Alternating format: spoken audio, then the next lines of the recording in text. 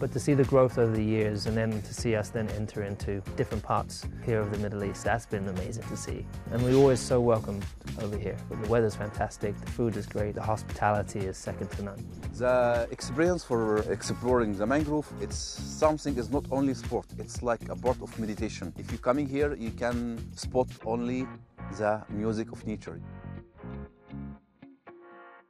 Hello, welcome to Qatar 365 with me, Adil Halim. On this episode, we explore Qatar from a different perspective. The country has invested billions of dollars to bolster its tourism strategy with the goal of welcoming 6 million visitors by 2030. But first, Laila Humaira visited the Al Thakira mangrove forest to get up close and personal with the ecosystems that have fortified Qatar's shores for centuries. The long, winding streams of the Al Thakira mangrove forest isn't something you'd expect in a desert-like climate. But only an hour's drive north of Doha is this natural heritage that's as precious to Qatar as its coveted pearls. This is also where Mohammed El Azab found that combining kayaking and ecotourism is one of the best ways to educate tourists and residents about the mangroves. People who's going for kayaking, we start to teach them, to give them more information related to the ecology for this mangrove. We have a very smart plant here in this area, the mangrove. They are surviving in a very salt water, and in the same time, it's very important for the ecosystem here for Qatar. Aquasports runs kayak tours all year round. Other than tourists, the company also organizes school excursions and corporate trips so that people from all walks of life can learn more about the mangroves. We teach people more about the environment, about recycling. We do like a beach cleanup, especially with the schools, with the college. This mangrove is providing a very fresh air. The oxygen coming from these leaves, it's 5 times any plant in the land. Kayak tours are especially popular during the winter months. If you're lucky, you might even get a chance to spot migratory birds like flamingos. Sunrise or sunset, these kayaks allow participants to wander down the waterways of Al Thakira mangrove forest while also learning about the significance of these trees to Qatar's biodiversity. As luck would have it, we spotted a couple of flamingos. Usually in a bigger group, the shy pink-feathered birds are a treat to see in Qatar because they only come between December and March. Herons and other migratory birds have made the mangroves their sanctuary, adding to the sense of peace and tranquility of the area. The experience for exploring the mangrove, it's something, is not only sport, it's like a part of meditation. If you're coming here, you can spot only the music of nature. You can hear in your background only birds. Going forward, it's Mohammed's ambition to plant 1 million mangrove trees along Qatar's shores, with the aim of keeping the ecosystem alive for decades to come. In seeding season, we collect the seeds and give it to the students. They start to do replanting for this one to keep the environment safe. They offer a lot of biodiversity for wildlife here, for marine life, birds. And we us as a human, we have a rule to keep this safe and sustainable. It's like a heritage we need to deliver for next generation.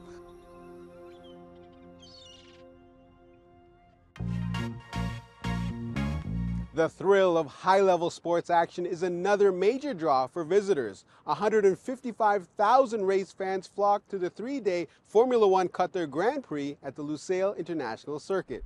Many were there to see Lewis Hamilton, currently tied with Michael Schumacher for the most F1 world titles. As his tenure with Mercedes has come to an end, the 40-year-old will suit up for Ferrari in the 2025 F1 season.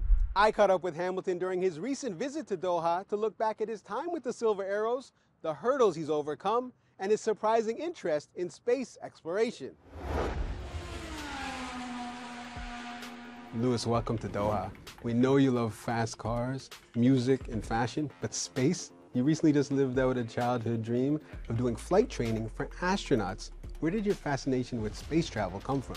I just always remember looking up at, going into my back garden and look up into the sky and seeing the stars and just wondering what was out there. And it's something that I continue, like even today, I'm just fascinated by it. As a driver, you're used to having complete control at incredible speeds. I've heard you describe the F1 car as a fighter jet on wheels. Now that you actually flew a fighter jet, how does the G-force compare to what you're used to on a racetrack? I mean, it is basically, the Formula One car basically is a plane upside down on wheels, because obviously a plane has lift and we have something called downforce, which is basically the wings just upside down. So the faster you go, the wings push the car into the ground, and that's why we're able to take the corners at the speeds we do.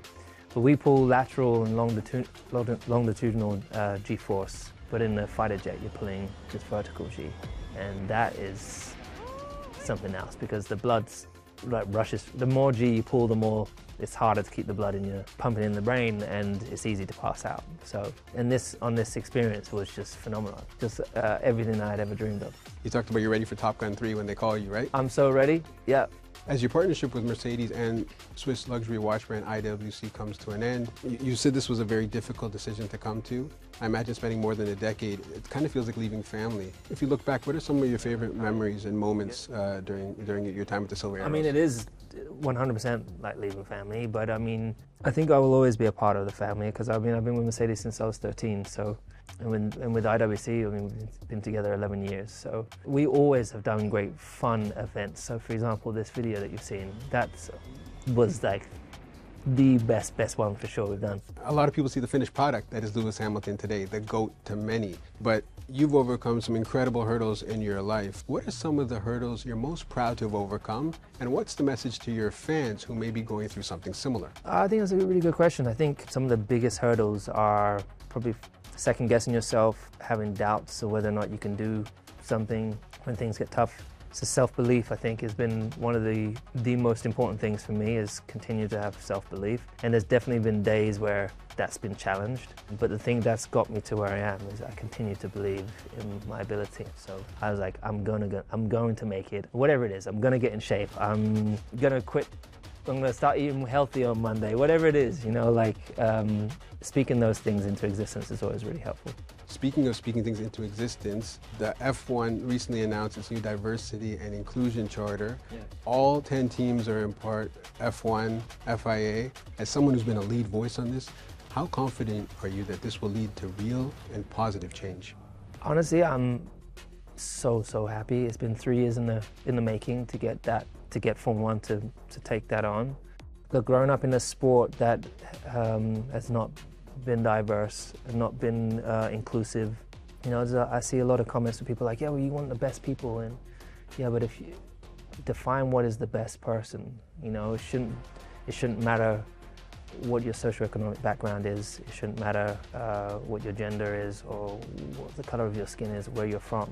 Everyone should have an opportunity to succeed, and there are actual barriers within society.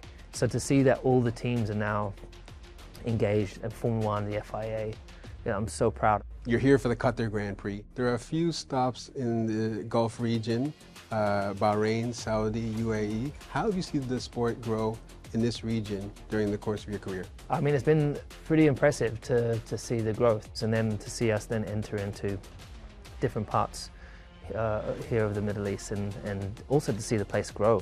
All these countries just becoming more and more beautiful as they continue to grow. The cities, that's been amazing to see, the evolution of the places. And we're always so welcome over here. It's such a beautiful, the weather's fantastic, the food is great, the hospitality is second to none.